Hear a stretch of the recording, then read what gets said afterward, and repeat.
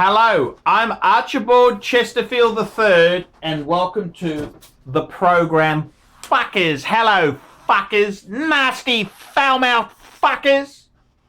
And today I'm doing a paid review because I don't do shit for free. None of these cunts. I don't do questions for free, fuckers. I mean, fuck me dead. What am I, a fucking charity for you cunts?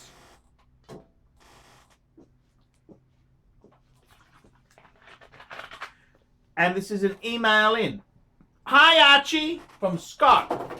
Hi Archie, I guess you're wondering what this crazy fan is doing sending you all these emails.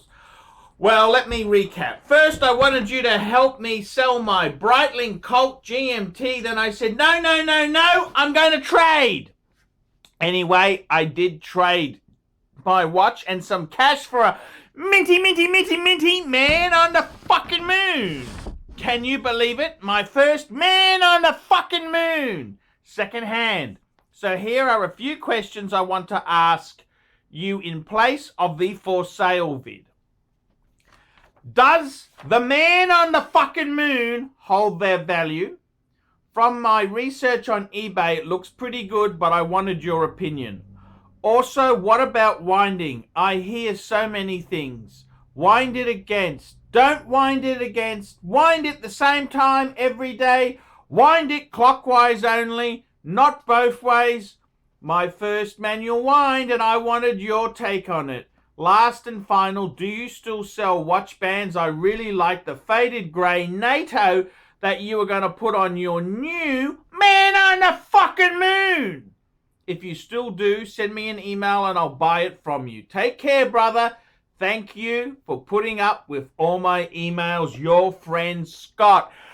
Thank you, Scott. Thank you, Scott. That was really good to, I'm glad I don't need to sell that fucking Breitling piece of shit on my fucking channel. Fuck me dead. But, anyhow, fuckaroonies. Hello, fuckers.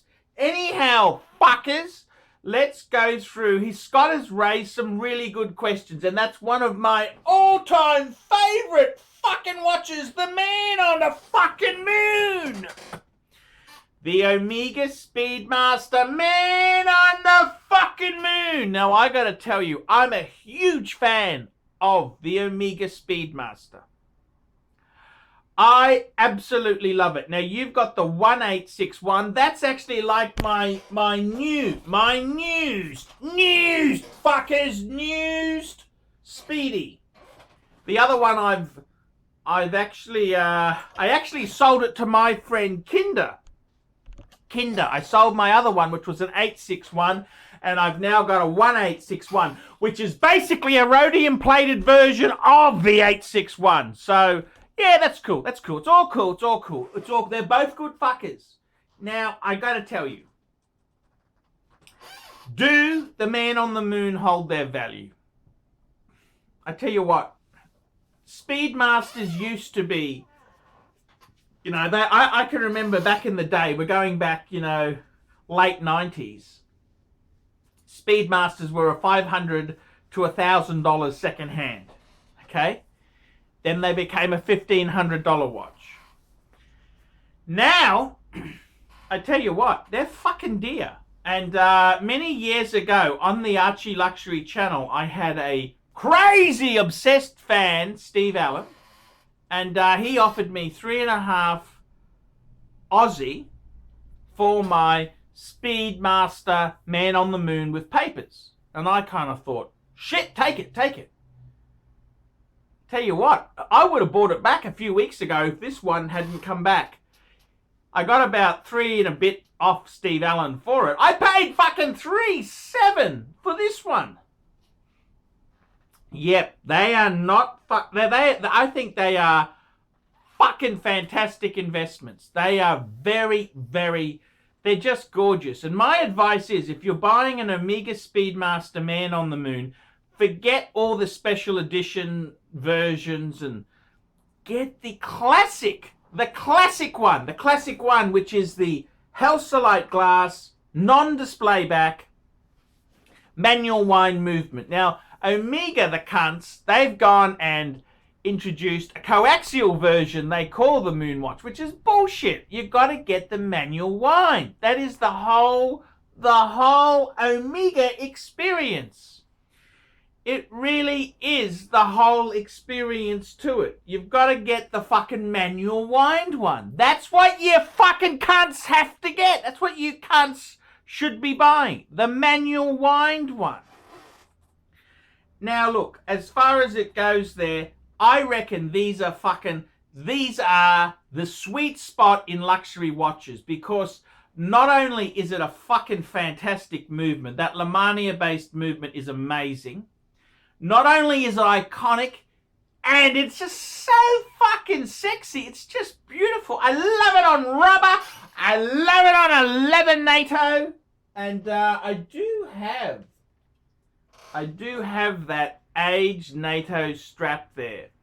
I do have them. Yes, I do have them available for a short time only. I do have a few left. Now, fuckers, what do I think? What do I think of these little fuckers here? I love them. I love them to death. I think they are great buying. I reckon they are just at the moment, you know, it's like where Submariners used to be 5-10 years ago. They're kind of filling that sweet spot. I mean, subs are fucking expensive. These are fucking amazing. They're a chronograph. I reckon they're fantastic watches. So I agree with you. They are great watches.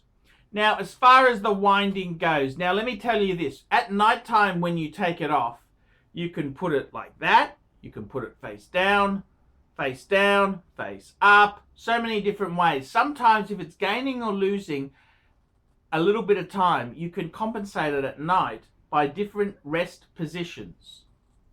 Look, you don't really have to wind it the same time every day. They say that because the spring gets a nice workout. As far as it goes, it doesn't hurt. You can wind it. It only winds one way, because if you wind it the other way, it's like it's got a clutch there. It just doesn't do any. It doesn't do any winding. It doesn't do any harm, but it doesn't do any. It doesn't wind it. So you really can only wind it. It doesn't matter if you wind back or just wind. Doesn't matter. Does not matter as far as I'm aware. And all I can say is do at the same time. Look, if you do at the same time, you should make it part of your morning ritual. And that way there, it won't just stop in the middle of the day because you forgot. But I often wind it in the day. I'm a fucking fidgety fucker. I get bored. I just want to whack it on, wind. I get a bit bored and smell the strap. You know what I mean. You cunts know what I mean. So I absolutely adore them. I love them. I think they are fucking... I just think they're great watches. They're just cool. They are so cool. And I think get the mechanical. Got to get the manual wind one. That's the only one to get. Enjoy it. Wear it. Enjoy it. I'm Archibald Chesterfield III. Tell me what you miserable, nasty, foul-mouthed, vicious, sneaky fuckers think of that. Nice one, Arch. Great vid. We specialize here in pre-owned Rolex watches. Rolex watch is a very special timepiece, and we always do the servicing exactly as factory specifications. We buy a pre-owned piece and we put it into brand new condition. We have Rolex certified technicians working on that. We completely disassemble the piece. We adjust and polish and change every single part of the watch. You have to have certified watchmakers that know what they're doing. If you have an expensive car, you're just not going to bring it to any mechanic that doesn't know what they're doing. You spend $5,000, it's like if you put money in the safe deposit box. And 1 or 2 years from now, you will keep having your $5,000. We have to spend a lot of money to get all this equipment together, but makes me feel I'm doing what I'm supposed to do. It's not a question of money, it's my passion. Jewelers on time, simply the best.